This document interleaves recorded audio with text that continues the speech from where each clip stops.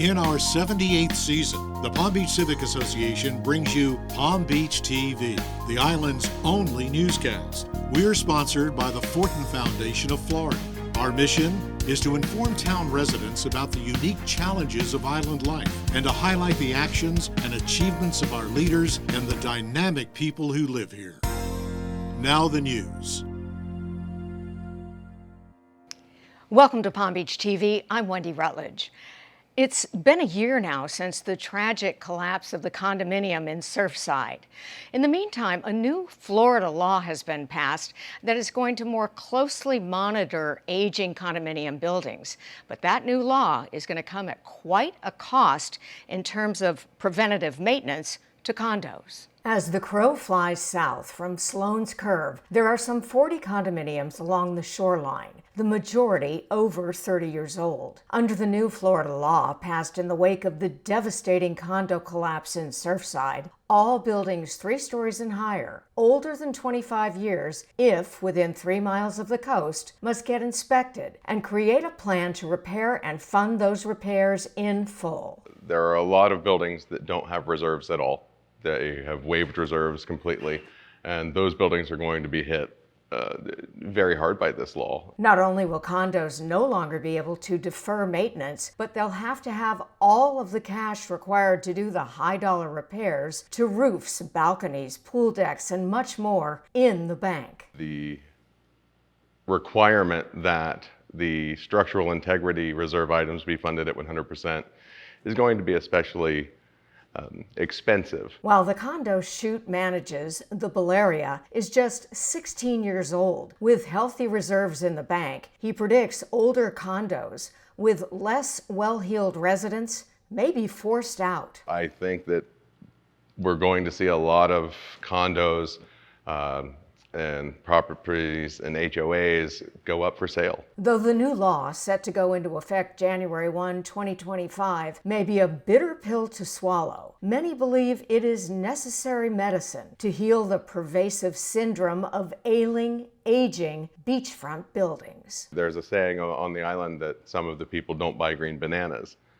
We're all familiar with that mentality, but I don't believe that in a post-Surfside world we can continue to operate that way.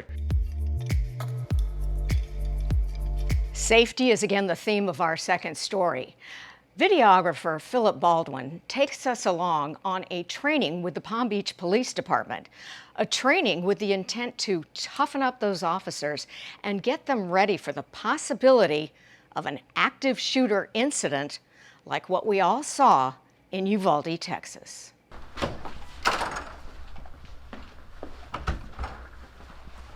Don't move, you're walking. It feels real. The kids screaming in terror.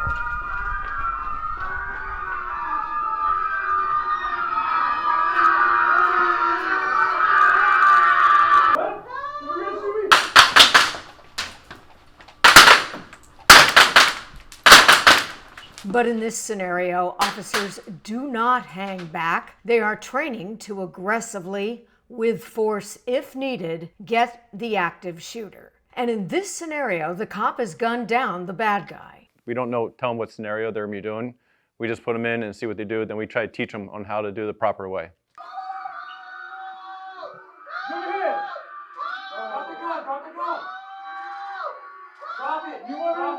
In this next scenario, the active shooter has taken a hostage at gunpoint. Could be a student, could be a teacher. While the officer in this sequence gets the shooter, there is collateral damage. A student was shot in her left leg. His next move is to affix a tourniquet, but the tension of the moment got the better of him. One problem though, she's still bleeding.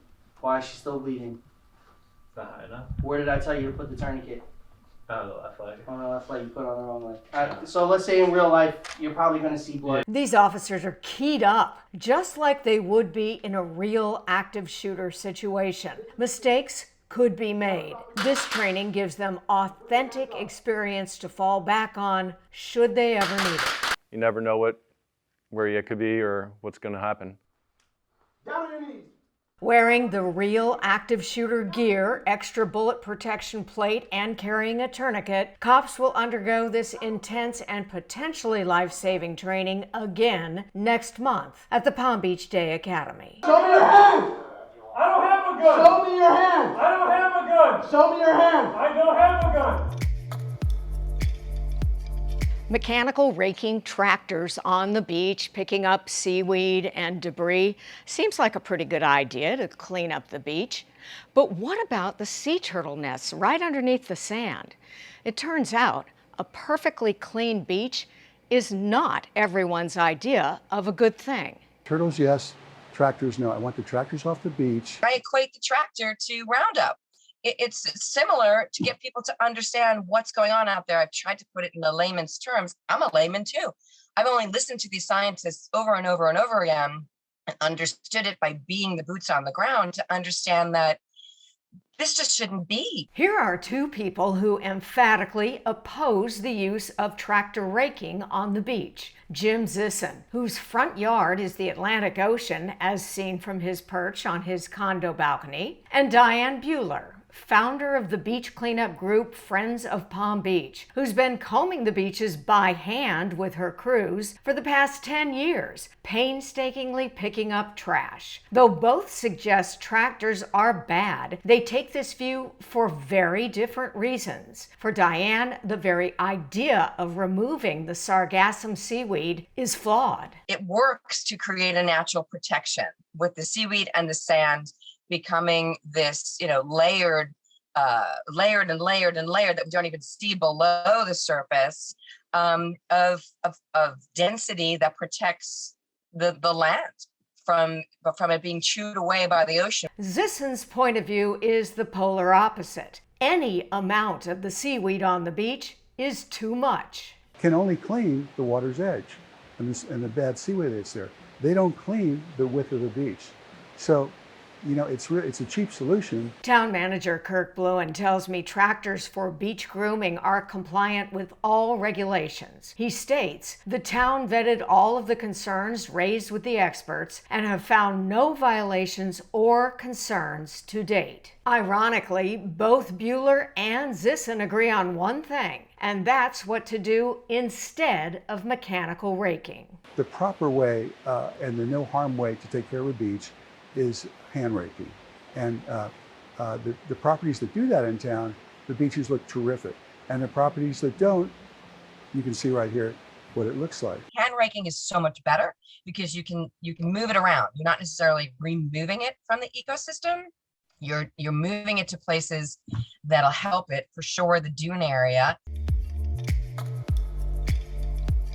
We want to give you a heads up about a change you're going to see in your tap water starting very soon in July. Starting July 7th, you'll start to notice that telltale smell when you turn on your water faucet. Chlorine. The city of West Palm Beach, which is the source for the drinking water on the island, has informed the town that it will begin a super chlorination process starting July 7th and continuing for most of the month through July 27th. According to the public notice, this is an annual process to flush out the system. The normal lower intensity chloramine is temporarily replaced by the more powerful free chlorine. Though the more highly chlorinated water that will flow through your tap from July 7th to the 27th is said to be safe for healthy individuals, the notice advises anyone using tap water for kidney dialysis to consult with their doctor. And don't forget the fish tanks. There too, the notice says to seek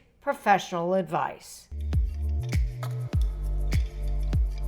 That wraps it up for this time. Thank you so much for watching, and we'll see you next time right here on Palm Beach TV, a production of the Palm Beach Civic Association. Palm Beach TV is a production of the Palm Beach Civic Association.